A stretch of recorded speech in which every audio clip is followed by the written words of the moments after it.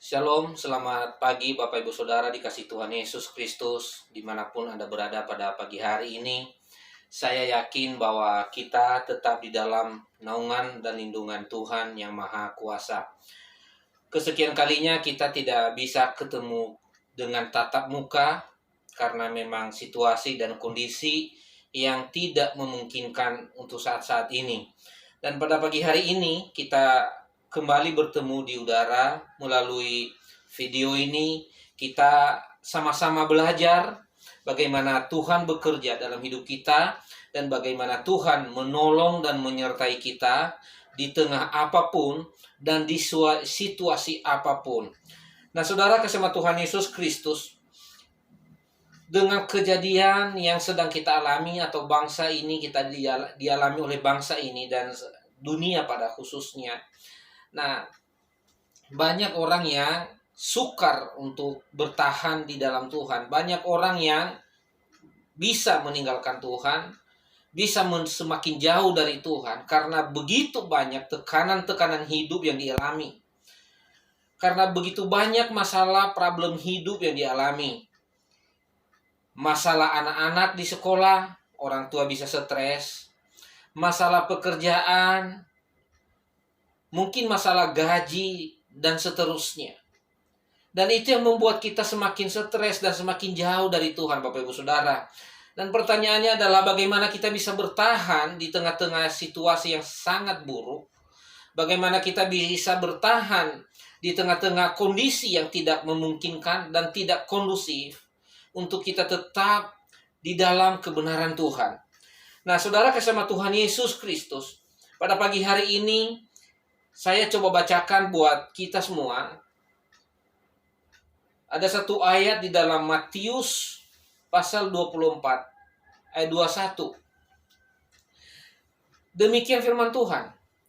Sebab pada masa itu akan terjadi siksaan yang dahsyat seperti yang belum pernah terjadi sejak awal dunia sampai sekarang dan yang tidak akan terjadi lagi. Saudara kekasih Tuhan Yesus Kristus, sebenarnya ayat ini mungkin bicara masalah akhir zaman, Bapak Ibu Saudara. Masalah penyiksaan di akhir zaman. Tapi pada pagi ini saya tidak bicara masalah itu. Tapi saya lebih bicara pada bagaimana kita bertahan di dalam kesukaran, di dalam siksaan dengan situasi saat ini. Saya bicara dengan relevansi yang terjadi dalam hidup kita saat-saat ini, Bapak Ibu Saudara. Saya bicara bagaimana penderitaan semua manusia di akhir-akhir ini.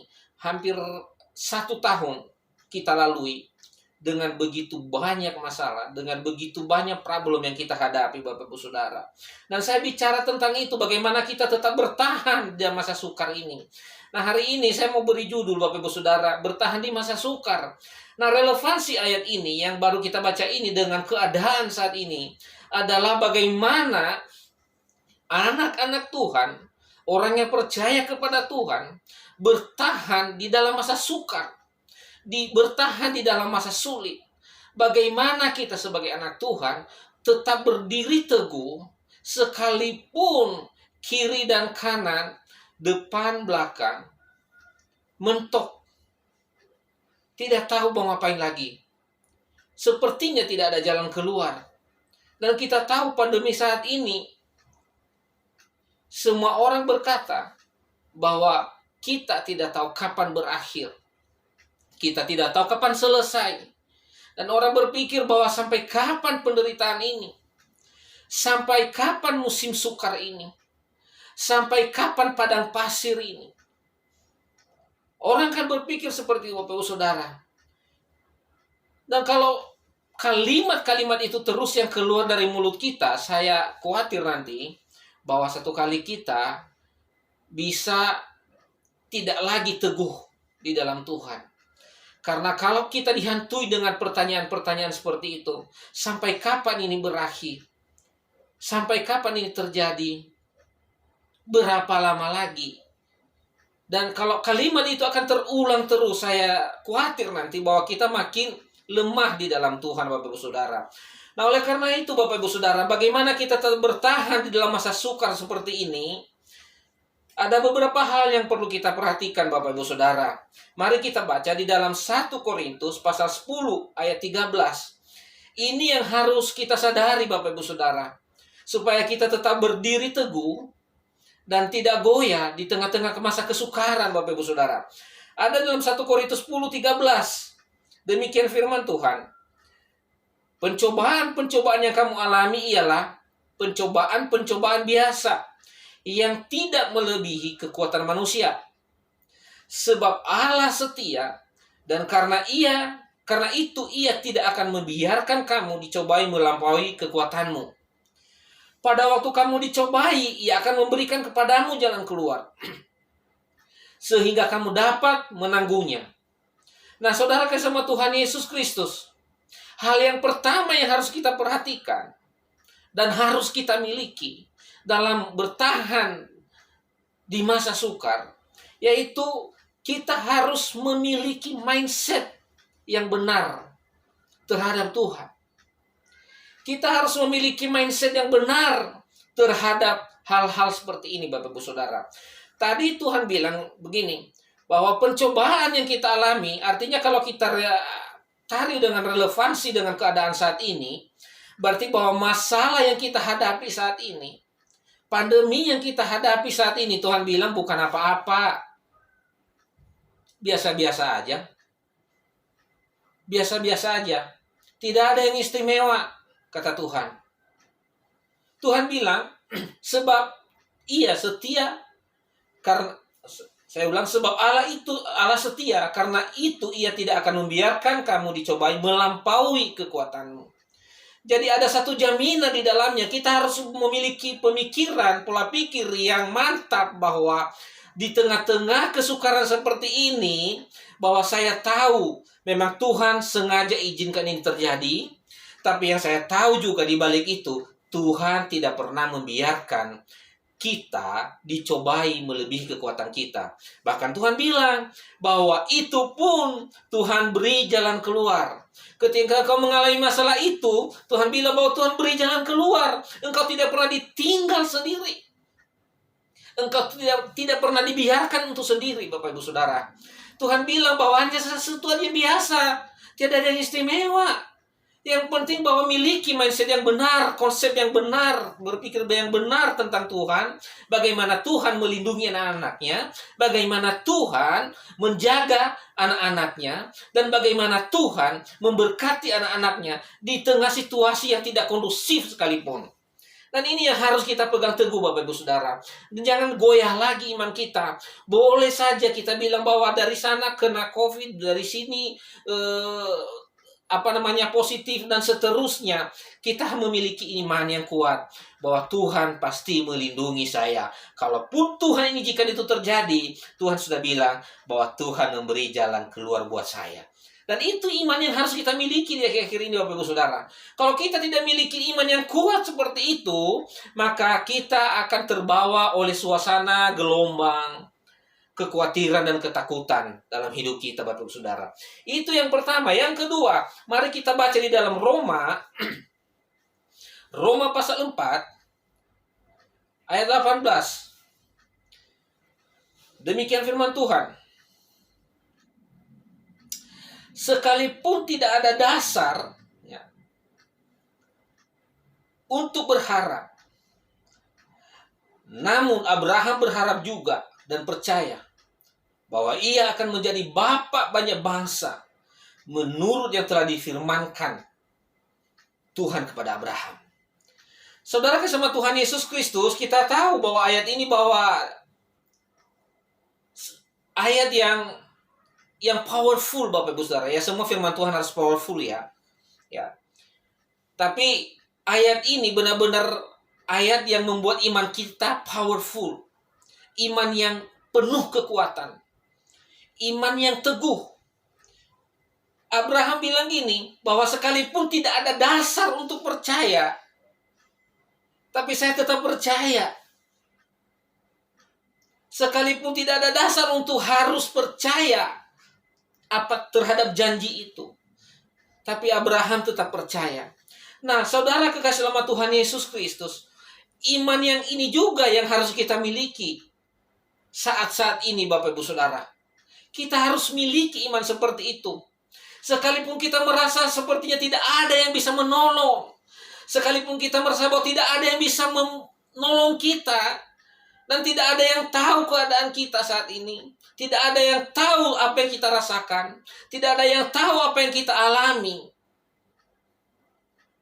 Dan tidak ada dasar untuk harus percaya bahwa satu kali saya akan lepas dari masalah ini. Tapi kita harus bilang begini sama Tuhan. Sekalipun tidak ada dasar untuk saya percaya bahwa satu kali saya akan lepas dari permasalahan ini. Tapi saya percaya bahwa Tuhan mampu melepaskan saya di tengah-tengah masalah seperti ini. Itu yang saya sebut iman yang kuat, iman yang powerful, iman yang teguh Bapak Ibu Saudara. Kita bisa Bapak Ibu Saudara bisa bandingkan di dalam Daniel pasal 3 ayat 17 sampai 18. Saya tidak akan bacakan, tapi ceritanya begini, bahwa satu kali Sadrah, Mesakh, Abednego disuruh sujud kepada perintah atau tunduk kepada perintah raja, itu namanya Raja Nebukadnezar, untuk sujud kepada raja. Dan singkat cerita Bapak Ibu Saudara, barang siapa yang tidak tunduk maka dia akan dihukum mati, dibuang ke dalam perapian yang menyala-nyala. Dan waktu mereka di tengah-tengah tekanan, waktu mereka sedang ditekan dan tidak ada pilihan antara hidup dan mati buat mereka. Lalu jawabannya keren Bapak Ibu Saudara. Mereka bilang begini, sekalipun Tuhanku tidak mampu menolongku, kurang lebih seperti itu kalimatnya.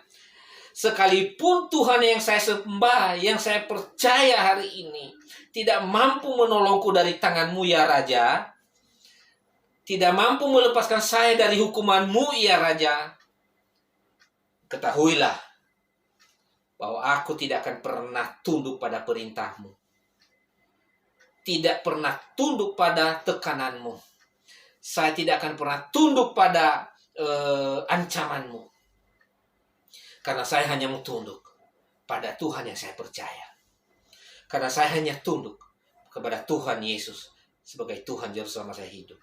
Mungkin seperti itu kalimatnya kalau akhir-akhir ini Bapak Ibu Saudara. Hal yang sama yang kita alami saat ini Bapak Ibu Saudara. Hal yang sama. Saya tahu bahwa hampir seluruh dunia penuh dalam tekanan. Kita semua punya tekanan masing-masing, bisa berbeda-beda. Dan kita nggak tahu harus bagaimana.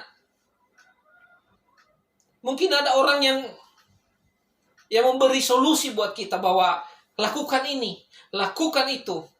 Mungkin itu masih mending kalau hal-hal yang baik yang diajarkan. Tapi kalau hal yang nggak benar, lakukan ini, kerjakan ini. Kamu bisa lepas nanti dari masalah ekonomi.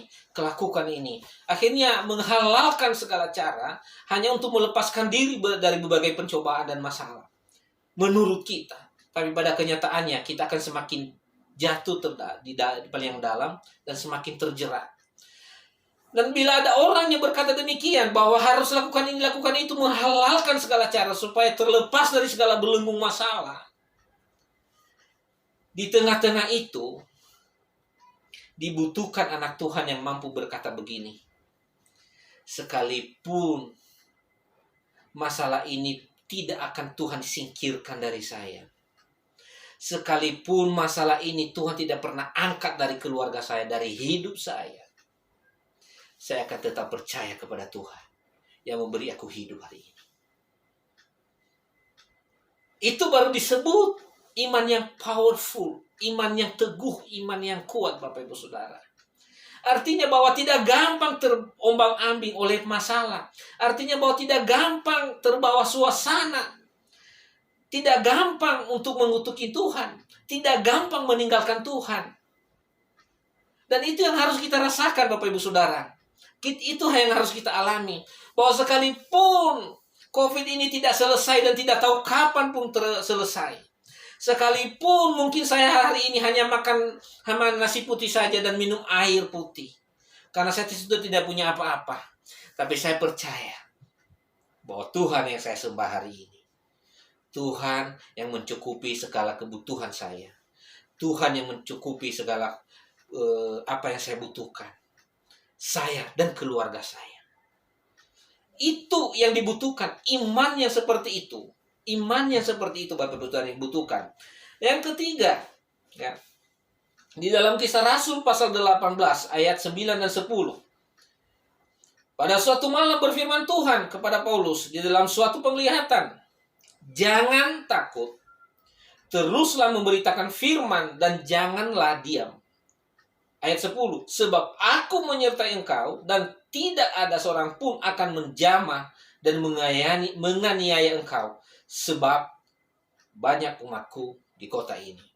Saudara kasih Tuhan Yesus Kristus, konteks ini sebenarnya bahwa bagaimana Tuhan menyuruh Rasul Paulus untuk tetap di satu kota untuk memberitakan firman Tuhan. Tapi dia tahu bahwa di kota itu banyak ancaman yang akan mengancam nyawanya. Banyak orang yang benci dan tidak suka padanya. Tapi Tuhan bilang, jangan takut, aku menyertai engkau. Nah, hal yang ketiga yang harus kita miliki. Kalau yang pertama tadi memiliki mindset yang benar di hadapan Tuhan. Yang kedua, bahwa kita harus memiliki iman yang powerful pada Tuhan. Dan yang ketiga, kita harus menyadari kita itu ikut siapa, kita bersama siapa, kita dengan siapa, kita hidup dengan siapa. Kita harus menyadari saat ini kita dengan siapa, dengan Tuhan apa dengan setan. Kasarnya kan begitu. Kalau kita sadar bahwa hari-hari ini di tengah-tengah masalah seperti ini, Tuhan tetap bersama kita dan kita juga bersama dengan Tuhan. Saya yakin bahwa perlindungan Tuhan akan nyata dalam hidup kita, Bapak Ibu Saudara. Tuhan bilang bahwa aku akan menyertai engkau, jangan takut dengan mereka. Jangan takut menghadapi masalah dunia saat ini, karena ada aku kata Tuhan, ada aku kata Tuhan menyertai engkau. Aku akan menyertai engkau. Tidak ada yang satupun yang bisa menjamah engkau. Ada yang menyertai kita dan kita harus sadari hal ini. Dan Bapak Ibu Saudara, yang terjadi akhir-akhir ini bahwa kita sering melupakan ini, yang ketiga ini, bahwa saat ini kita dengan siapa? Dengan Tuhan apa dengan siapa? Ya. Kita sering lupa akan hal ini Bapak Ibu Saudara, karena kita sudah sudah terbentuk dengan mindsetnya kita sendiri. Kita sudah terbentuk dengan mindset yang salah, dan sehingga kita lupa bahwa kita ada pun karena Tuhan. Kita hidup pun karena Tuhan. Kita sering lupa kalau yang memberi kita nafas adalah Tuhan. Dan ini yang harus kita sadari Bapak Ibu Saudara, bahwa hari-hari ini kita harus terus bersama Tuhan. Kita harus terus ada di dalam Tuhan Bapak Ibu Saudara. Jangan pernah menjauh dari Tuhan kalau banyak masalah. Karena engkau akan semakin tenggelam di dalam masalah ketika engkau semakin jauh dari Tuhan. Tapi engkau harus semakin dekat. Kita harus semakin dekat pada Tuhan. Kita harus mendekatkan diri pada Tuhan. Jangan semakin jauh Bapak Ibu Saudara. Jadi karena itu Bapak Ibu Saudara, bagaimana kita bertahan di dalam masa kesukaran ini? Yang pertama, bahwa kita harus memiliki mindset yang benar terhadap kebenaran Tuhan dan terhadap Tuhan. Dan yang kedua, kita harus memiliki iman yang kuat, yang teguh, powerful pada Tuhan. Dan yang ketiga, bahwa kita harus tahu dan sadar diri, tahu diri bahwa saat ini kita harus sama-sama dengan Tuhan. Jangan cari jalan sendiri. Jangan ikuti cara berpikir sendiri. Selalu cara berpikirmu itu dicoba dikoneksi dengan firman Tuhan, dengan Tuhan. Apa sejalan gak dengan Tuhan cara berpikirmu? Itu yang harus kita lakukan Bapak Ibu Saudara. Nah, akhir-akhir ini bahwa sekalipun begitu banyak kekhawatiran yang kita alami, Tuhan bilang begini, jangan khawatir akan hidupmu, kata firman Tuhan. Itu ada dalam Matius pasal 6, 25 dan seterusnya. Bahwa Tuhan menjamin hidup kita. Gak usah khawatir tentang itu Bapak Ibu Saudara ya. Satu lagi ayat di 1 Korintus 16 ayat 13-14. Demikian firman Tuhan. Berjaga-jagalah, berdirilah dengan teguh dalam iman. Bersikaplah sebagai laki-laki dan tetap kuat. Lakukanlah segala pekerjaanmu di dalam kasih. Saudara kasih nama Tuhan Yesus Kristus, Tuhan bilang begini, bahwa di tengah-tengah masalah yang kau hadapi, ya, di tengah-tengah masalah yang menurut engkau bahwa itu satu kiamat buatmu, menurutmu, pemikiranmu. Tapi Tuhan bilang begini, berjaga-jagalah, berdirilah teguh. Jangan goyah, jangan takut, ya. Bersikaplah seperti laki-laki. Yang disebut bersikap seperti laki-laki adalah orang yang tegar. Bicara masalah tegar, kuat, tidak gampang goyah. Ya, lakukanlah di tengah-tengah itu, lakukanlah segala pekerjaanmu di dalam kasih. Artinya apa? Bahwa masalah yang kau hadapi apapun, itu biarkan saja mengalir seperti itu. Tuhan akan melindungimu, Tuhan akan menyertaimu. Yang penting engkau harus memiliki iman, pola hidup, pola pikir yang kuat dan teguh di dalam Tuhan. Dan lakukanlah pekerjaan-pekerjaanmu. Jangan sampai kamu terganggu dengan hal-hal seperti itu, kata Tuhan. Karena Tuhan menjamin hidupmu, bahwa aku akan menyertai engkau, kata firman Tuhan. Aku akan memberkati engkau. Aku akan mencukupi segala kebutuhanmu, kata Tuhan. Karena kita sebagai anak Tuhan, Tuhan sebagai Bapa kita, dan kita sebagai ahli warisnya, Tuhan pasti akan jamin hidup kita, Bapak Ibu Saudara. Haleluya Bapak Ibu Saudara, semoga firman Tuhan yang saya bisa bagikan pada pagi hari ini bisa memberkati Bapak Ibu Saudara dan bisa menjadi berkat buat kita semua, dan bisa menjadi berkat buat setiap orang yang mendengarkan firman Tuhan ini, dan hidupnya semakin dikuatkan dan dipulihkan dan bahkan diberkati oleh Tuhan Yesus Kristus. Sebelum saya sudahin khotbah ini, mari kita tundukkan kepala, saya mau berdoa buat seluruh sidang jemaat Tuhan dimanapun mereka berada pada pagi hari ini. Segala puji syukur tuh kami ucapkan padamu Tuhan Yesus pagi hari ini, atas anugerah-Mu, pertolongan-Mu dalam hidup kami. Tuhan, Engkau tahu masalah apapun yang kami hadapi saat ini. Engkau tahu masalah yang sedang kami alami saat ini Tuhan. Tapi kami percaya bahwa Engkau selalu bersama kami. Engkau selalu di pihak kami Tuhan Yesus. Terima kasih Bapa di surga. Terima kasih atas pertolongan-Mu. Terima kasih atas anugerah-Mu. Tuhan, biar firman-Mu yang telah ditaburkan menjadi benih yang indah, bisa bertumbuh dan berbuah dalam kehidupan setiap anak Tuhan dimanapun mereka berada pagi hari ini Tuhan. Tuhan Yesus, pagi hari ini hamba berdoa buat seluruh sidang jemaat-Mu Tuhan Yesus, khususnya di gereja GPPS DFC Tambun Tuhan. Tuhan Yesus, saya tidak bisa menyebutkan nama satu persatu. Tuhan, saya minta di dalam nama Tuhan Yesus, biar Engkau berkati mereka. Bila ada yang susah saat ini, biar Engkau hiburkan di dalam nama Tuhan Yesus. Bila ada yang lemah, biar Engkau kuatkan di dalam nama Tuhan Yesus. Bila ada yang sakit, jamah di dalam nama Tuhan Yesus Kristus. Dan bila ada yang kekurangan, mohon Tuhan, biar Engkau ulurkan tangan-Mu, cukupi segala kebutuhan dan keperluan mereka. Di dalam nama Tuhan Yesus. Tuhan, segala pergumulan-pergumulan jemaat-Mu Tuhan. Tuhan, biarlah Engkau jawab mereka. Hamba juga berdoa Tuhan Yesus buat anak-anak muda di GPPS DFC Tambun, dimanapun mereka berada pagi hari ini. Tuhan, biar Engkau teguhkan hati mereka dalam mengiring Engkau. Biar Engkau kuatkan hati mereka dalam mengiring Engkau. Dan biar semua kami hanya menyatukan pola pikir kami untuk tetap menomorsatukan Engkau dalam hidup kami, dalam pekerjaan kami, dimanapun kami berada, kemanapun kami berjalan, di dalam nama Tuhan Yesus Kristus. Tuhan, kami juga berdoa Tuhan Yesus buat tempat ibadah kami yang ada di Tambun Tuhan, di Jensi ya.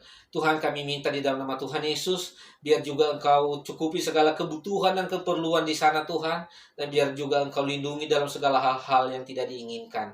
Tuhan, segala puji dan syukur hanya bagi-Mu kami ucapkan pada pagi hari ini. Segala hormat bagi-Mu Tuhan, segala kemuliaan bagi-Mu. Di dalam nama Tuhan Yesus Kristus kami mengucap syukur dan berdoa. Yang percaya katakan amin.